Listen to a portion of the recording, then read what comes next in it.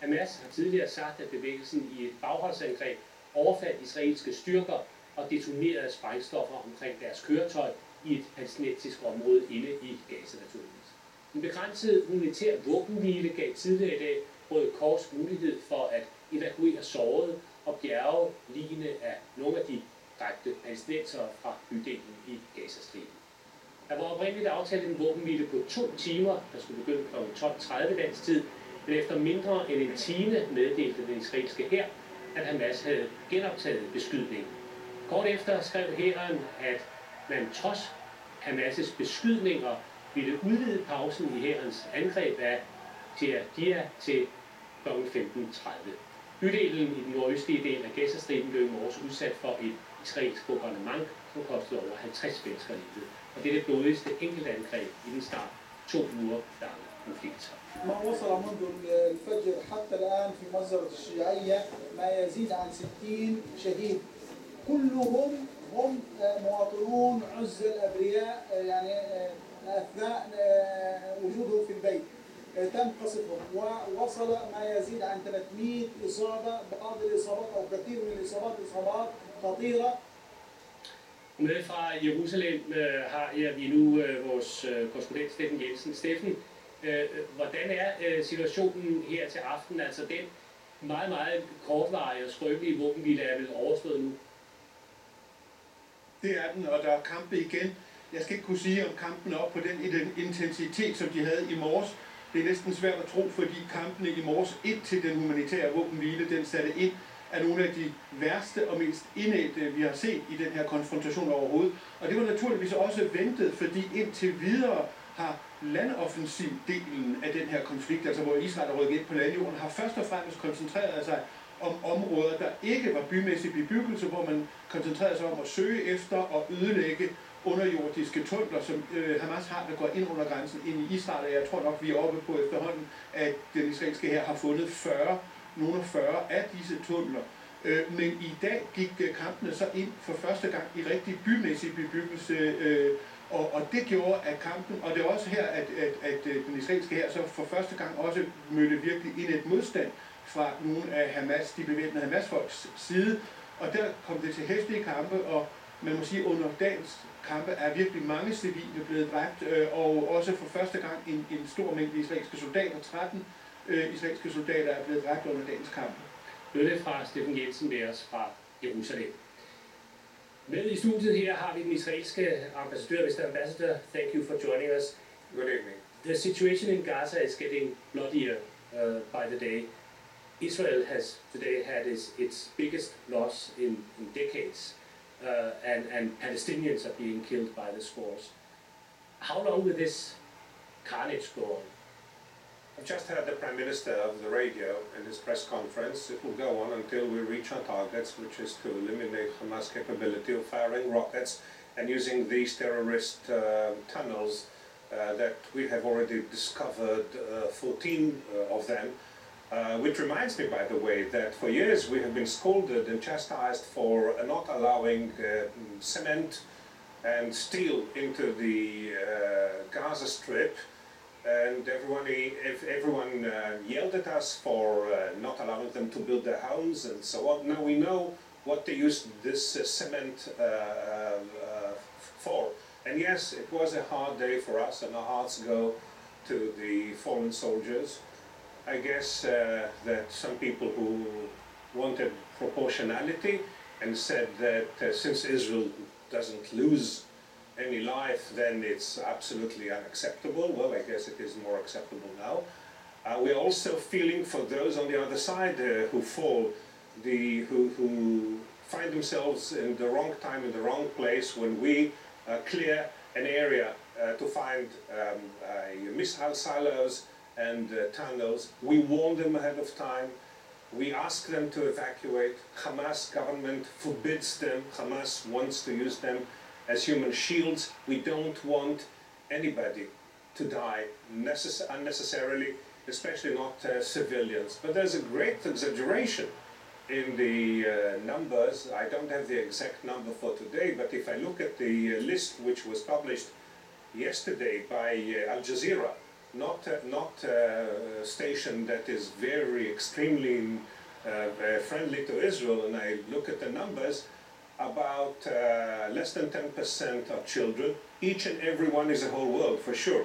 Less than 10% are children, and about 60% are men on the age that I could call it fighting age. I'm not saying that all of them were fighters, but they are in the range of 16 to 40. Let's talk about the deaths and the proportions in a minute. I want to stick to the strategic goal for your mission, the military mission, that is to remove the capability of building rockets, I guess. But you've done that before, and it seems like a never-ending cycle. Then you destroy it, and then they come back. So what's the point? So are we to give up and say, oh, we're not going to be able ever to control that situation, so we just lie back and let them have their way? Are the people who say constantly, also in this studio, that there is no military solution to this conflict, are they wrong?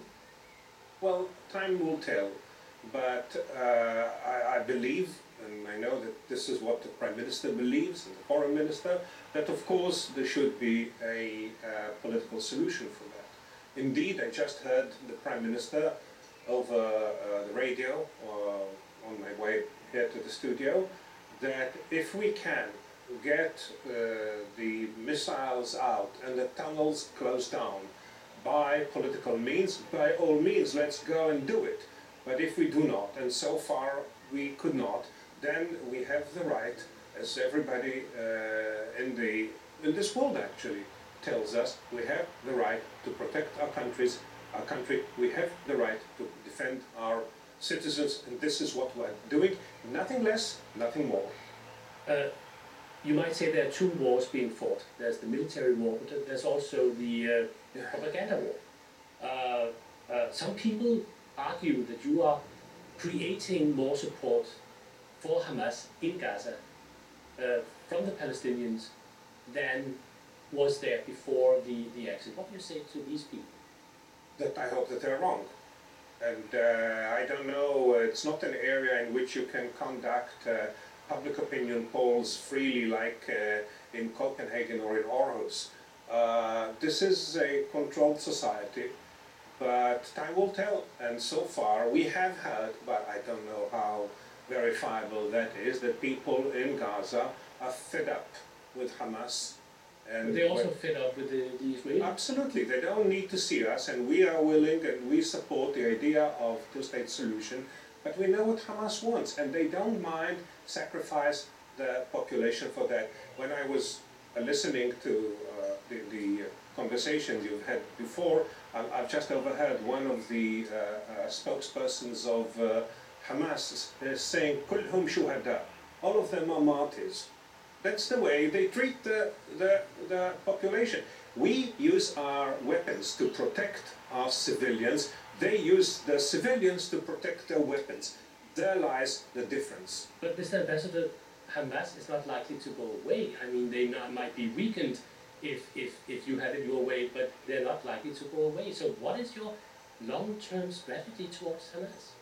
We have a long-term strategy towards our Palestinian partners in peace. We have a long-standing strategy of having two-state solution. We were negotiating over that solution with the Palestinian Authority. Unfortunately, the negotiations are stalled right now. We hope to be able to resume it. And if we do, I hope that we will be able to finalize it. But the road is going to be long and arduous and tough and very hard. Does this mean that we should not take it? Of course not. We will. And I hope that the other side will too. But Hamas is no partner because they still have on their charter of 1988 the creation of the abolition, the destruction of the State of Israel, and the slogan, which was unfortunately also hoisted here in Copenhagen, very unfortunately, from the river to the sea. I know what this slogan means. It means that it does not have any room for me. And I take issue with that because I think that there is room for me and there is room for the others as well. But is there room for Hamas? There is room for the Palestinians. They have to choose a leadership that wants peace. They have to choose a leadership that does not bring them destruction. You think we like to see the situation in Gaza as is? Of course not. We would like to help them. We would like, when we withdrew from Gaza in 2005, unilaterally, we hoped that this will be a kind of a springboard for a new Palestine, for a beginning of, maybe there were some of us who thought that this will be the Singapore of the Middle East. Well, it did not. It became the Boko Haram of the Middle East. It became the Al-Qaeda of the Middle East. It became the ISIS of Israel and Palestine. And we cannot accept it. Just because it is hard, just because it is a fight, then we are not going to fight for the good cause. We will, hopefully, will have to fight diplomatically. And believe me, I welcome the tough negotiations with our tough partners on the other side. They don't have to become supporters of the Jewish state. They have to become the supporters of the Palestinian state and talk to us in the Jewish state about how we make this dream happen. Mr. Ambassador, maybe that day will arrive. I had hoped we could solve the problem here today. Well, but maybe we're on the road. I hope so too. Thank you very much for coming. Thank you, sir.